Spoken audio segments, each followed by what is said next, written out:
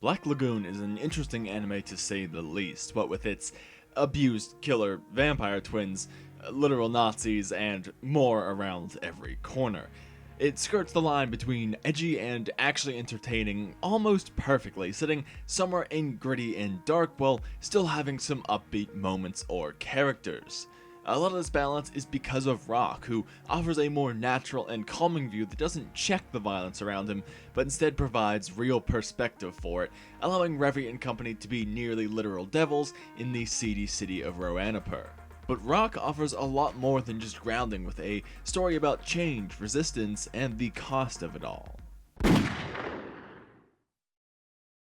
First, we have to fully understand the positions that Rock takes in the anime.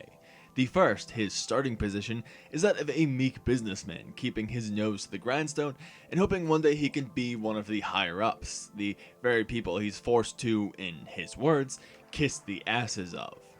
He doesn't wish for change at this point, or a shift in the system, but an eventual rise to the top of it. It's honestly probably more fitting to discuss his lack of character in this role. He's very much a nothing. His superiors even see him as fully disposable. The difference that keeps him from being in this system 100%, however, is that he understands the pointlessness and banality of it all, and deep down, really did wish for something more. This is even very obvious to see with his first outburst aboard the Lagoon and his satisfaction within it. The adrenaline in his body saying, finally, something new like we've always wanted. It's easy to understand his willingness to leave his old life behind after everything that happens in the first 2 episodes, but also that he didn't have to. The entire pretense of his life so far was sit down, shut up, do your job, and be nothing. He could have easily returned to exactly what he had with no problem if he had ever really bought into the lifestyle forced on him and others.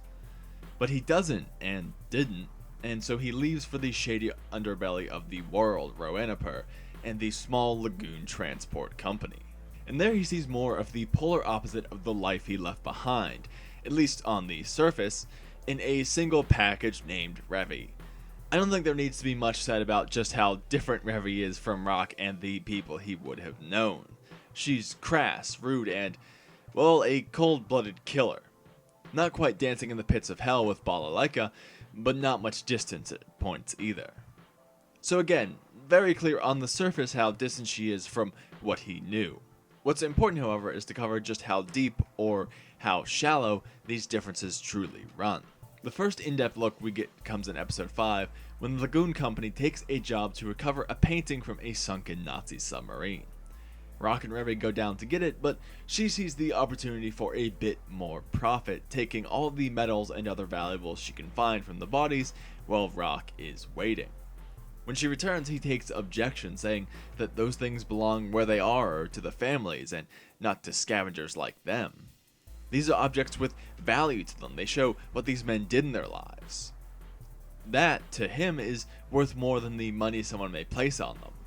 They could be comfort to the family, not just money for some scavengers. And this serves as a point of tension, with Revy being very unappreciative of Rock's conflicting views. She says that he's wrong because at the end of the day, there's only one name you can apply to these things, and it's just that.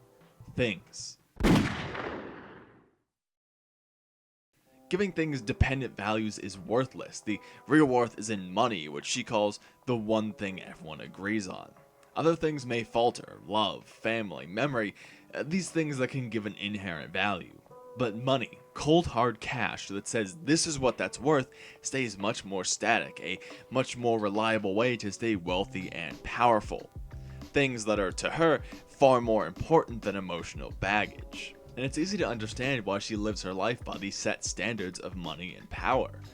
As she says, back when I was just a brat, crawling around that shithole city, it seemed like God and love were always sold out when I went looking.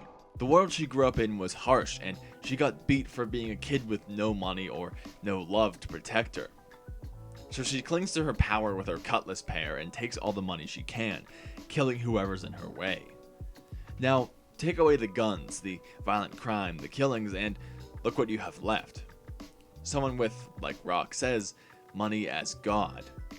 That's the core of her ideals and how she lives, just like the people that Rock left in his old life.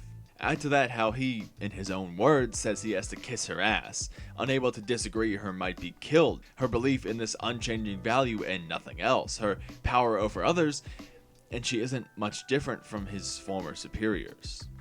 The bosses just had different methods for the same goal, but even they were willing to kill for them.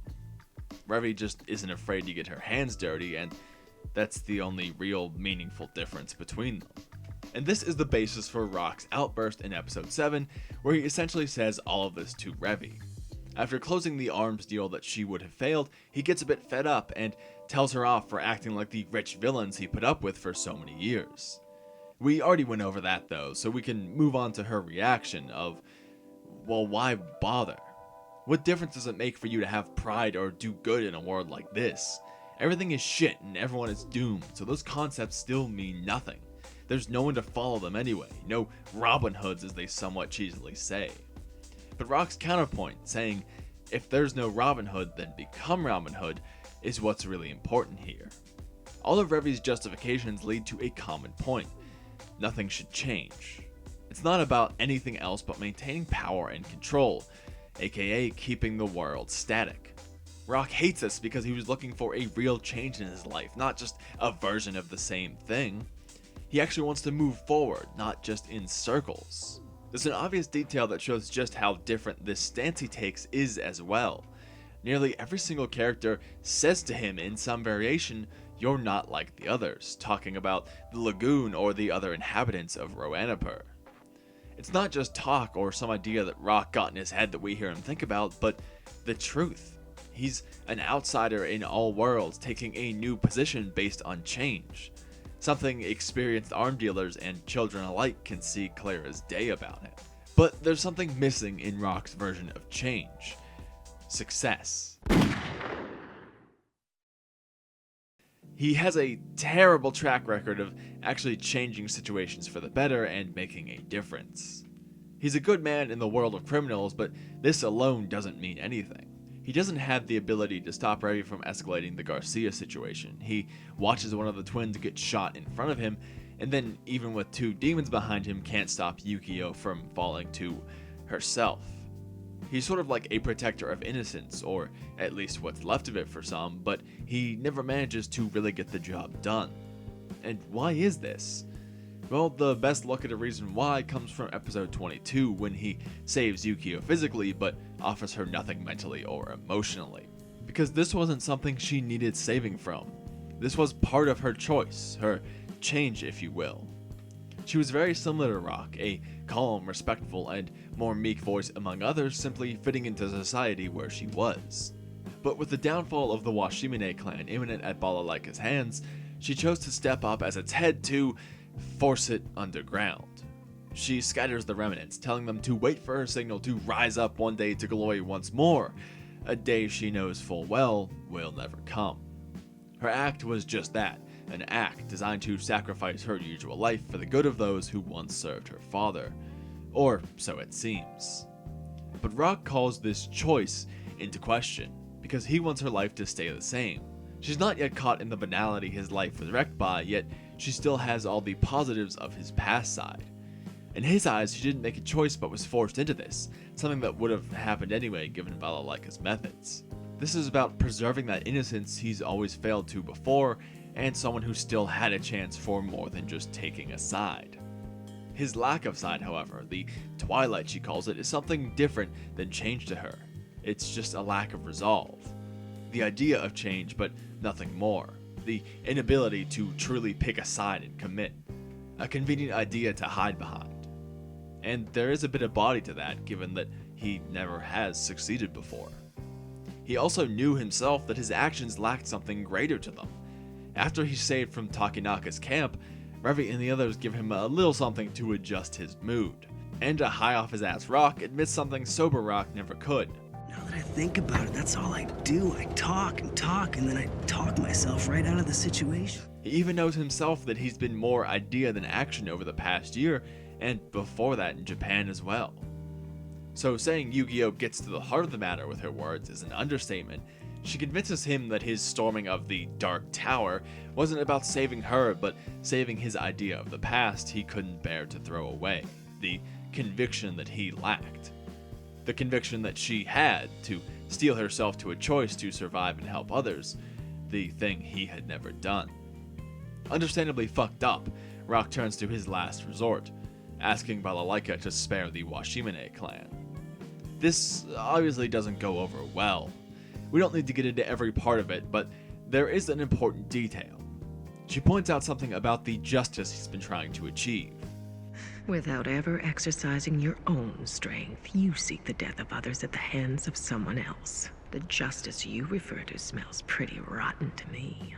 And this adds another piece of the puzzle to Rock's stance in this world. He's finally started acting on his own to get things done, but only ever using those around him to try and reach the goal he wants. Although it doesn't make him some villain, it's not a very good look either, backing up the very doubts Yukio expressed about him and his unique position. He's a man striving for change, his hobby of saving others, whether a joke or the truth, failing in front of him because he's trying to avoid the costs associated with change. And that's one of the real flaws in where he stands and the final change he needed. He visits his home one more time and makes himself more unable to return, intertwining his reputation with a dangerous foreign criminal by having Revy show off her cutlasses.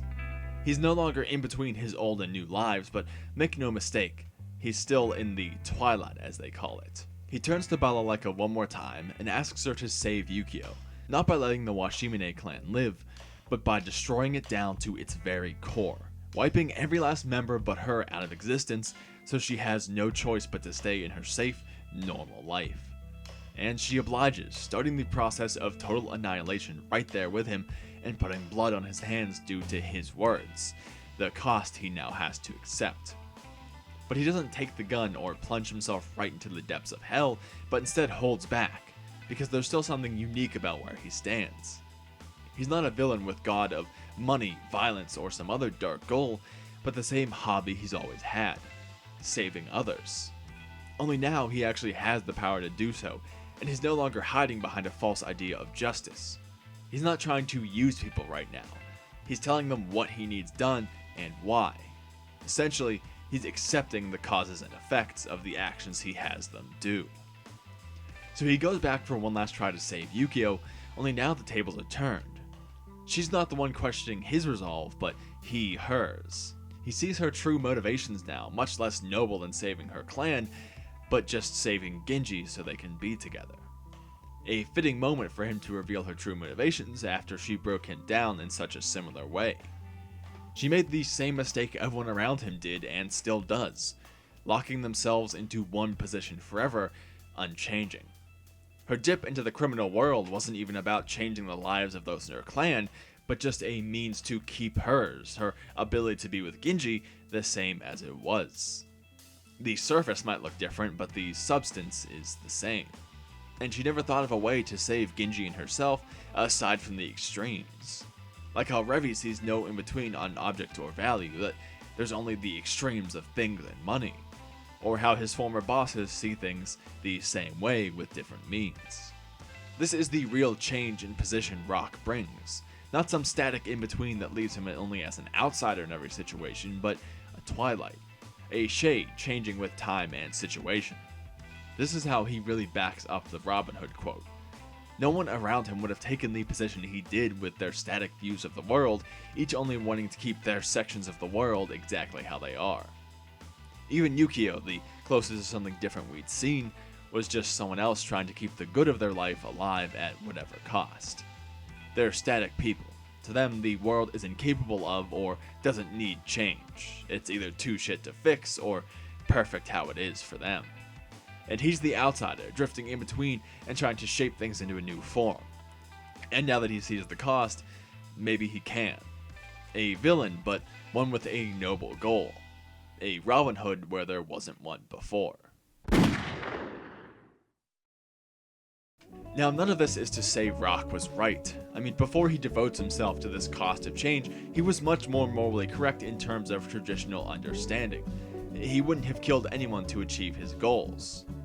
He'll only accept a good ends by a good means. In the final episode, he took a deeper dive into the criminal world around him to try and get the change he wanted, and he saw firsthand that it cost the lives of many for the life of one. He took the quick path to change, which often places a higher cost on others, than the slower path, which often places a higher cost on oneself. This might be justified in such a criminal world as Roanapur, where those who take the slower path would likely die and accomplish nothing. So he could be right, or he could be wrong, and it's clear that there's something in Black Lagoon about this idea of the cost of change. But I'm not here to say what that is. What I really want to say is about change on its own, and again, that cheesy Robin Hood line. Rock saw the change he wanted in the world, or rather the lack of it in both worlds, the one he left and the one he joined. So, although not at first, he became that change himself. A change where his hobby is saving the innocent that wander into a dark and gritty world. And even though he submits to the harsh means of the world he watches, becoming the change you want is something that great people always strive for, and something we never complain about having more of. Unless you're a Nazi, then please stop being the change you want to see. Anyway, that will do it for this one. None of my face today because my hair looks terrible and I didn't want to deal with that and show that off, so we're going without it. But anyway, if you liked the video, leave a like so I know, or a dislike if you didn't. That way I can see the ratios, know what to make, know what you want, and know what to do moving forward. You can also leave me a comment letting me know, not letting you know. I think you know what you know. So letting me know what you thought of the episode of Black Lagoon, or what you'd want to see in the future. I'll also have a link to my Discord in the description below if you want to hang out, talk about anime, reach me directly, any of that good stuff. If you're not subscribed, consider doing it for more great videos like the ones on screen right now. I hate that I'm slowly memorizing this little speech. So anyway, I'll just stop rambling, let you get back on with your day, and say thank you for watching, and I hope I'll see you again soon.